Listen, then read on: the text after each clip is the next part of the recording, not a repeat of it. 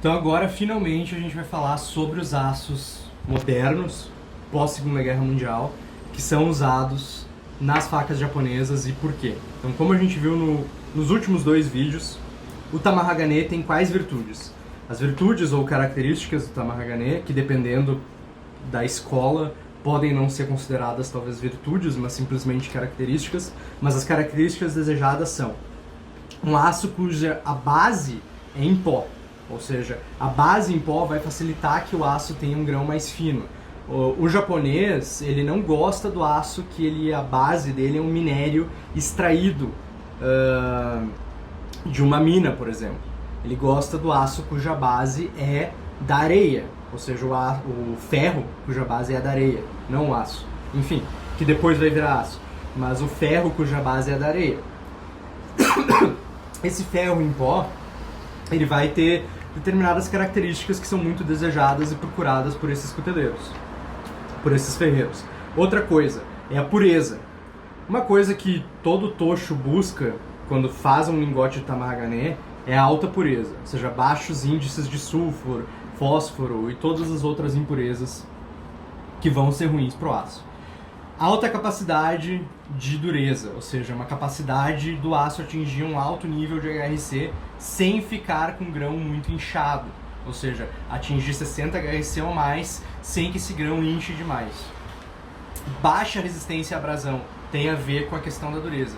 Quando o aço tem muita liga, a resistência à abrasão sobe junto.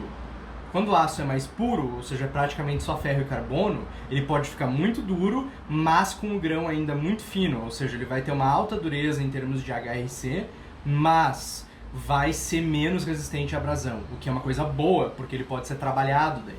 O aço com alta resistência à abrasão, ele não pode ser trabalhado, ele tem que ser trabalhado só com ferramentas. Se ele perder o fio, vai ser muito difícil recolocar um fio nele, ou refazer a forma dele de forma manual, de forma tradicional.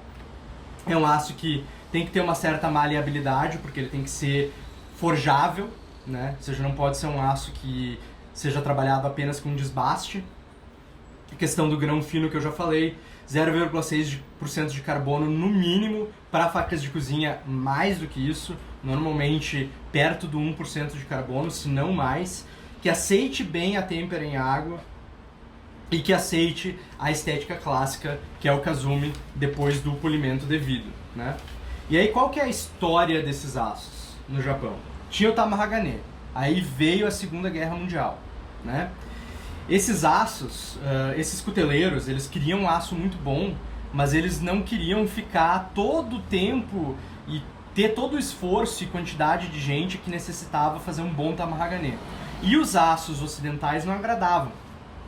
Os aços que tinha depois da Segunda Guerra Mundial dos Estados Unidos, que chegavam para o Japão, não agradavam principalmente para faca de cozinha ou para espada. Eles até gostavam para faca de caça e sobrevivência, mas para faca de cozinha eles achavam o aço com um grão muito grosso e muito duro, mas não duro em termos de HRC. No Japão, quando eles falam que um aço é duro, uma faca é dura, eles não estão falando HRC. A faca pode ter 65 HRC e eles não falarem que a faca é dura. Porque quando eles dizem que é dura, eles querem dizer que ela não come rápido nas pedras. Ou seja, tu deita na pedra e o material demora muito para ser trabalhado. Então a dureza para eles, quando eles falam só duro, eles não estão se referindo a HRC e performance. Eles estão se referindo a resistência à abrasão.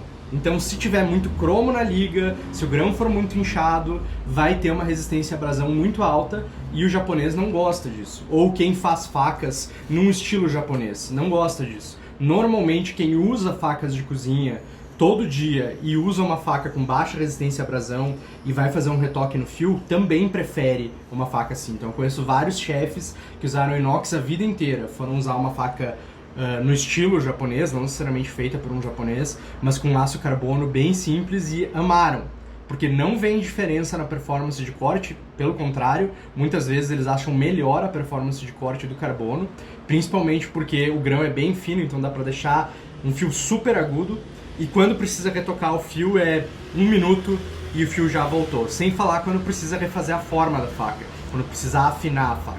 Mas enfim, encerrando o parêntese, a história. Esses cuteleiros, e principalmente, eu posso fazer um outro vídeo daí sobre a história e cada um dos envolvidos, mas nesse caso era em Sanjo, a família Iwasaki, eles estavam procurando aços de alta pureza com as virtudes do Tamahagane. E eles começaram a ver que alguns aços suecos tinham essa alta pureza. Esses aços, na verdade, eram de marcas inglesas, mas os ingleses chamavam esses aços de aços suecos. Por que que os ingleses chamavam esses aços de aços suecos? Porque eles eram extraídos das areias ferro das praias suecas, ou seja, a base deles era o pó de areia-ferro das praias suecas, de Sandvik e toda essa região. Os ingleses chamavam esses aços de aço sueco. Só que eles ainda tinham pouco carbono para os japoneses. Então esses aços antigos suecos eram a preferência deles, mas ainda era pouco carbono. Os japoneses desenvolveram a fórmula de um aço, encomendaram a fórmula de um aço que foi chamado de Togo-Heigo.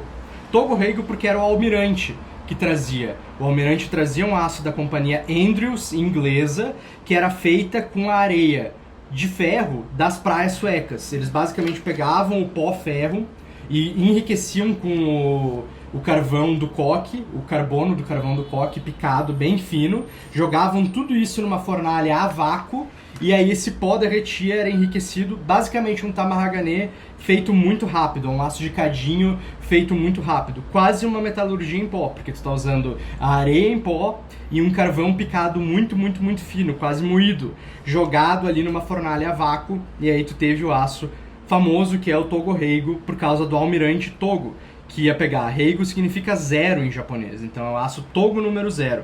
E aí depois teve outros, o Incubo, o Heigo, o Togo número 1, número 2, enfim.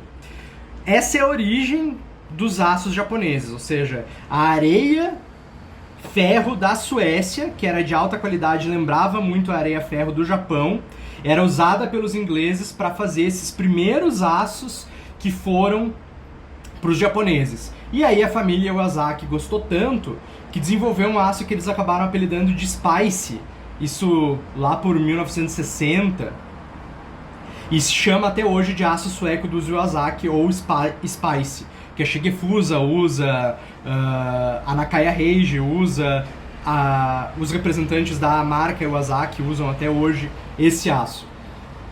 Que são, na verdade, os Iwasaki hoje só fazem navalhas, só fazem kamisori, que é a navalha japonesa. Isso deu origem, o Iwasaki pai e o Iwasaki filho, que era o Kosuke Iwasaki e o Shigeyoshi Iwasaki, eles gostaram desse aço, mas queriam fazer um no Japão. Então a Hitachi começou a fazer aços com a areia ferro que tinha nas praias do Japão. E aí surgiu, quando eles mandaram as barras para os Iwasaki verem e testarem os aços, elas vieram embrulhadas cada uma de uma cor. E aí o Kosuke e o Shigeyoshi Iwasaki que apelidaram esses aços pela cor do papel que vinha embrulhado. E aí surgiu o aço amarelo, que é o Hitachi Kigami, que é basicamente um 1095 muito puro, né? Se a gente for falar de aços que tem disponível no Japão, no Brasil, o equivalente seria um 1095, só que de altíssima pureza. Aí depois o aço branco, que é o Hitachi Shirogami, seria um aço carbono com mais carbono, cerca de 1,1 a 1,5% de carbono, e mais puro ainda, ou seja, uma altíssima pureza, quase nada de sulfur, quase nada de fósforo. Aí depois o aço azul, que é o Hitachi Aogami, que é o aço branco com a adição de algumas ligas, mas bem pouco residual, tungstênio, vanádio, poucas ligas. E aí depois o azul super, que daí já é um aço de semi-liga, digamos assim, que tem um residual, mas é quase um aço de liga, porque ele tem bastante, ele tem 3% de tungstênio, tem um pouco mais de vanádio, tem um pouquinho de cromo também.